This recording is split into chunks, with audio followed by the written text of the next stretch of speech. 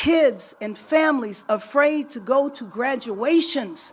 The attendance at graduations being down by 25 and 50% because parents are afraid that on one of the most important days of their lives that they cannot attend the graduation because they might be detained by ICE. This is not the America, this is not the city that we live in, and we will not accept this. We are also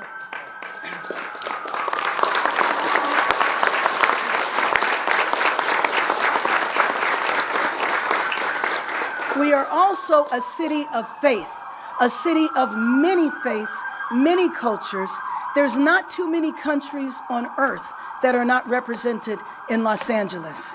I'd like to bring up Father Brendan Bowes from the Dolores Mission Church.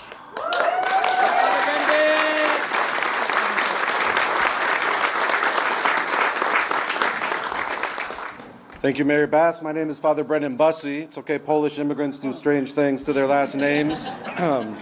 As you said, I'm the pastor of Dolores Mission Church, and it was great to have you stand with the interfaith community. I hope you felt the interfaith community standing with you on Tuesday when we came into Grand Park to pray in peace, to pray for peace, to bring a presence of peace. And I know, as you mentioned, the children that are here and our families are feeling that this is a moment that is quite scary for many of us. But I stand here today to remind us that this is also not just a scary moment, but a sacred moment. This is a sacred moment where we as the city of Los Angeles stand up and recognize that there's two ways we can live, as if everything is sacred or as if nothing is. And we stand here today because we know that everything and everyone and every place is sacred. There are some in our government, as you know, as we have seen, that act as if nothing is sacred. Not our churches, not our schools, not our hospitals, not our shelters, not our homes, not our streets, not our parks, no place is sacred, and nobody is treated as if they were in this city by this government. And so I'm here to remind you that this is a moment where we have a choice to make. If everything is sacred, then we need to respect the dignity of all people, respect the rights of all people. We need to do everything we can to advocate and stand for that, and everybody in this room, I think, stands with us as we say that. I go to my school every day, and I hear things now that I don't ever want to hear. Children looking at me saying, "Father Brendan, I saw you on the news." That's something I never wanted to hear. But I asked one of those children, I said, "How did that make you feel?" And he said, thought for a minute, and he said, "Strong. I felt strong when I saw you up there." And that's what I want everybody to hear in the faith community, the civic community, the business community, the whole of Los Angeles. Then we stand together. Our children do not feel scared. They do not feel threatened. They do not feel worried about who's going to be home when they get back from school. They feel strong when they see us standing together. They feel brave when they see us acting in their name. They feel proud when they see people standing up for what is right. And that's what we do here today and always. As we said in the park on Tuesday, we will continue to be brave with our love, because that's what Los Angeles is. Someone at that action was there crying in tears, asking, "Where is my family?" And as I heard them say that, I said, I don't know where they are, but I know exactly who they are. They are our brothers and sisters, and we need to start acting as if that were true.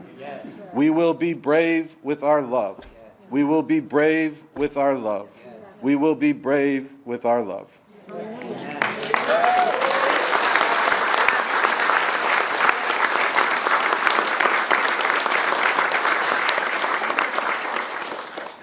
So let me just say, as I said earlier, that there's no one up here that supports vandalism, that supports violence. We have had to have a curfew in the city because we want to make sure that the downtown neighborhood and all the other neighborhoods are safe. But let me be very clear. We want peace to come to our city.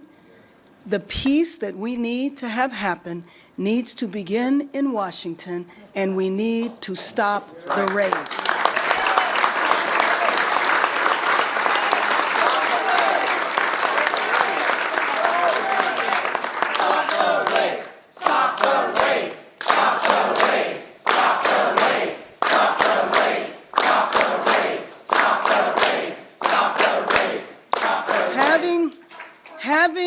the military, soldiers who are trained to fight wars on foreign soil here in our city is not going to bring peace because, first and foremost, they are not needed.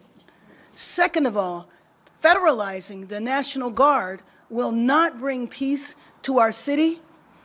That is not, all that is going to do is provoke people and create and add to the sense of fear in this city. We know how to bring about peace, and peace begins with ICE leaving Los Angeles. Thank you.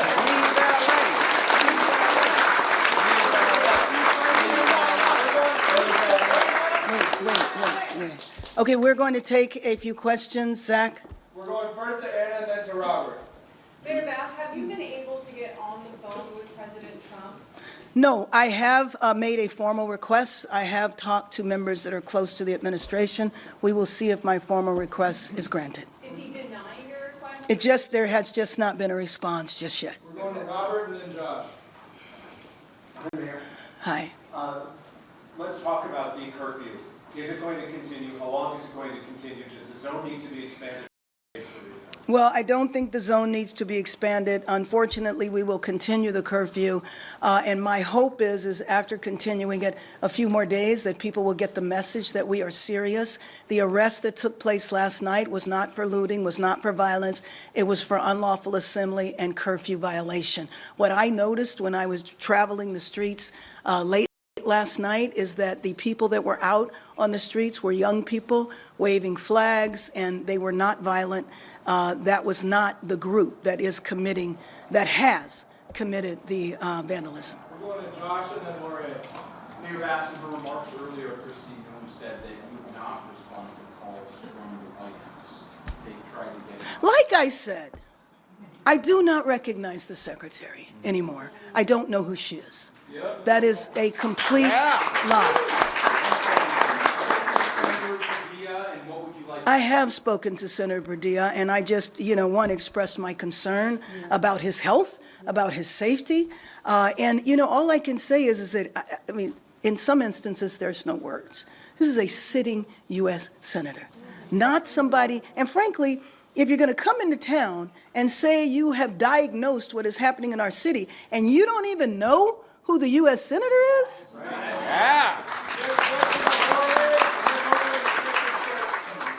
Mayor Bass, what is happening in the country, everybody is outraged by the majority of the Americans.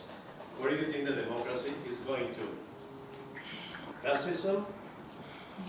An authoritarian president? What do you think? Let me just say that I think that unfortunately our city is being case. I feel like we are a citywide laboratory to see what happens if Washington comes in and literally usurps the authority of the governor, usurps the authority of the mayor. And so I think as part of this test case, it's a warning for other cities, but clearly other cities are very concerned, which is why you have seen protests spread. But I also know that there's a new mayor in Omaha, Nebraska. I don't know how many hours he's been mayor, and he's already experiencing raids. So I think this sense of fear and terror goes whenever you have ICE that's out there. ICE could be raiding folks right now.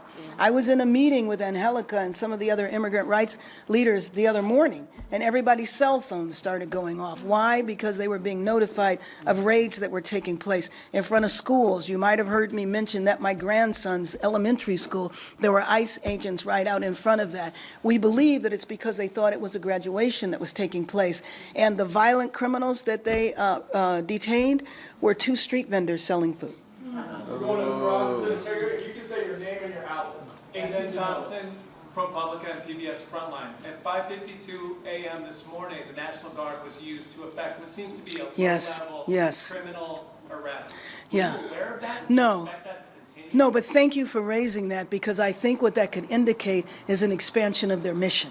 Their mission here is supposed to be solely protecting the federal buildings. 100 National Guard or federalized National Guard are in the downtown federal building, and 100 are in the Westwood federal building. Westwood always has protests. None of them have been about this issue. I don't even know why they're there, and frankly, I don't know why the federalized National Guard is needed. But I will tell you, when I saw the federalized National Guard there this morning, it indicated to me that there might be an expansion of their mission, and I believe that is extremely dangerous. Again, all that does is provoke the community. That's right. Mayor Bass, Noem with the LA Times. Do you see this past week, as a turning point in the Trump administration? How does it compare to the last time he was president for you? Well, for me, the last time he was president, I was in Washington, D.C., and a lot of these ideas were lifted then. They talked about them, but they didn't implement them. So in part, and I think that's true for most of us, we heard this rhetoric before. Now we're watching it play out, and it's extremely terrifying. Molly and then across. Mayor, two things. First, you mentioned, oh, I'm sorry, I'm Molly with the Washington Post. Two questions. One, do we know whether Marines have actually entered the city of Los Angeles or been actually deployed out of Los Angeles? And then second, we've got this court ruling we're expecting to come down in San Francisco today. What is the significance of that for Los Angeles? Well, hopefully the significance of that is the federalized National Guard will leave. Again, we have a very good relationship with our governor. If the National Guard was needed, I could have picked up the phone, called the police chief, called the sheriff, and said, please make the request, and it would not have been denied. Once again, there was no reason for that. You asked, what was the other question? About whether the Marines have actually... Oh, so my understanding, and you might know different, they're in Seal Beach. And by the way, the Marines who cannot arrest people, who do not do civil, in the streets, crowd control, are now being trained for that. And I think we've probably all seen the pictures of the Marines being trained. And by the way, we really need to understand, it's so important to understand our history. It's not normal for the military to be deployed on the streets of cities in the United States. The military is for foreign wars, not civil unrest that's not even happening. We're going across and then down in front. Hi, Jake Oppenheimer, Associated Press. Has any communication with anyone in the U.S. military about the possible deployment? No, see, this is the thing about the military, about the federalized National Guard, about ICE. There's no communication. None of us here know how long the raids are going to go on. We all function off of rumors, and I think the latest rumor is that it's going to go on for 30 days. The rumor is the military might be here for 60 days. The bottom line is they're not needed for 30, for 20, or for 60 days. You mentioned raids at a homeless shelter or can you share anything about that? Well, what I know is that, and I don't know, do you know? Yes. Okay. So especially every day that passes, our reports and the numbers of raids increase. They also increase in front of schools. We received reports of hospitals, and so in churches. And so what I need you to understand is that each day there are multiple actions, and they're not just in the city of Los Angeles. So they'll be in Whittier, they'll be in Downey, they'll be in all adjoining cities, regional cities. Yesterday, our RAIDS Rapid Response Network did not stop receiving calls until after 7 p.m.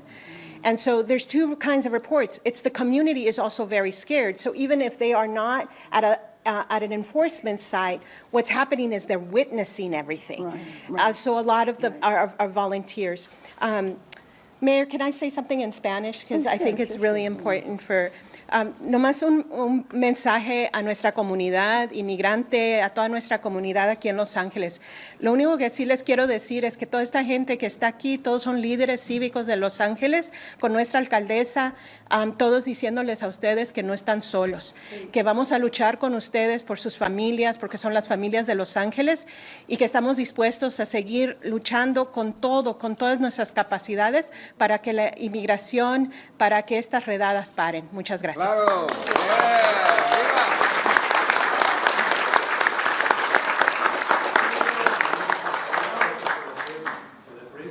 Oh, sure, sure.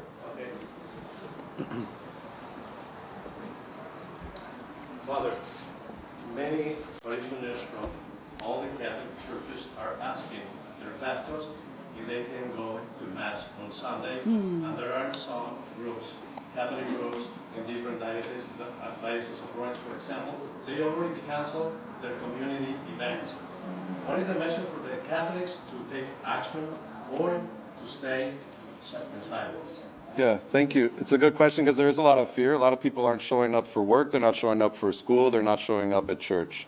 And what I would say is I don't know of any specific decision, at least in the Diocese of Los Angeles, to advise around that. But one thing, I've responded to many of these raid incidences in East LA, and one thing that sometimes I get the response is, well, did it happen at the parish? And what they mean is the church building. And I just like to remind everybody that a parish community is actually the whole neighborhood.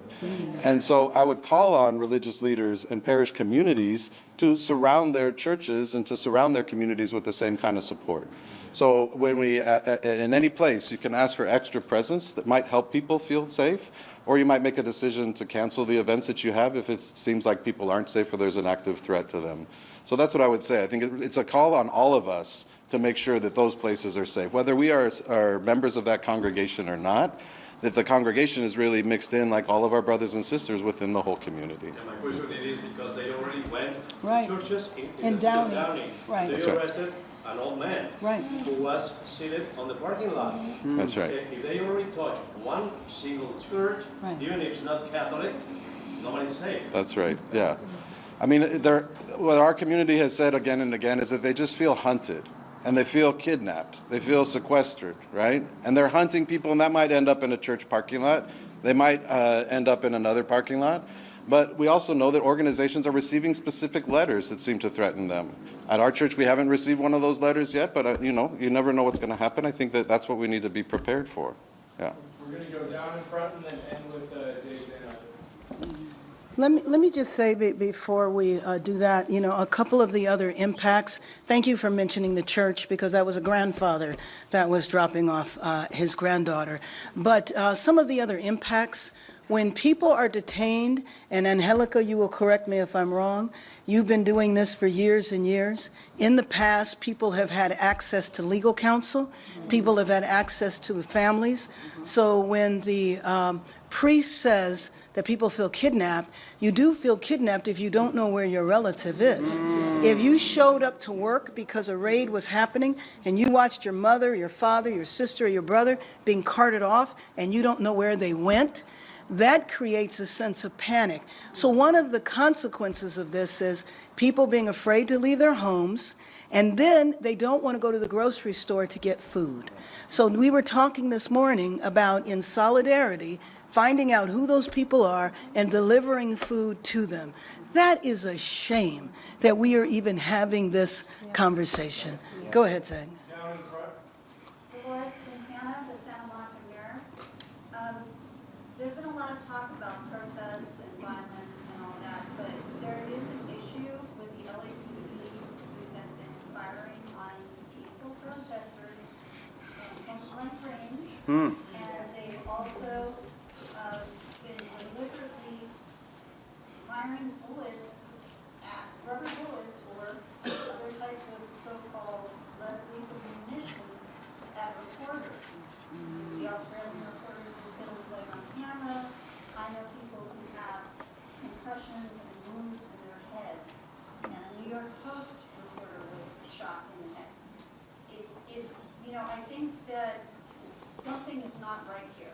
And there's violence from the federal source, but all of this violence is not. It cannot be put on protesters.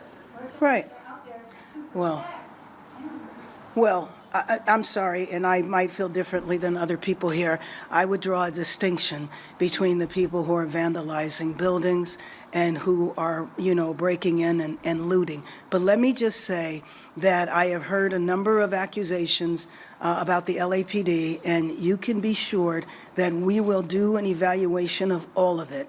Because one thing about our city, like a lot of other cities, just about everything is videotaped, including law enforcement and including people who are protesting. So I would draw a distinction between people who are peacefully protesting. So there will be an evaluation and an investigation into everything that happened, including the conduct of the police department. Last question. David Zahn, I exit from Los Angeles Times. This is a very many, many facilities where the public goes to interact or provide services, libraries, recreation centers, I'm wondering, is there any kind of training, is there any kind of preparation that you or the department heads are overseeing to address the issue of warrantless visits or ICE visits? What is the city doing right now, or what have you done up until this point at these locations? Sure. Well, let me just tell you, prior to Friday, many city departments that interface with the public have been given the information, know your rights, the typical information that is passed out by immigrant rights organizations and the city. Now, having said that, we need to really ramp up. I will tell you, though, that this has been happening so fast that we absolutely need to do that, because I can also imagine people fleeing into these buildings for protection. But I also don't want to misrepresent the power of the city as well. It's important that people understand that the federal government is more powerful than the city or the state. And a lot of questions have come up about why can't you just stop this? Trust me, if I could, I would. But we have to be careful, because we also don't want to invite the federal government in to press charges against a lot of people unnecessarily. So let me just say thank you all for showing up, and I just can't thank all of you enough, because you are showing who our city is. You are showing that our city is going to be united, and you are showing that we are not going to allow this administration or any other administration to divide us and to have us in conflict with each other, because we are LA. Thank you. Families are sacred. Families are sacred. Families are sacred. Families are sacred. Families are sacred. Families are sacred. Families are sacred. Families are sacred. Families are sacred. Families are sacred. Thank you. Good to see you.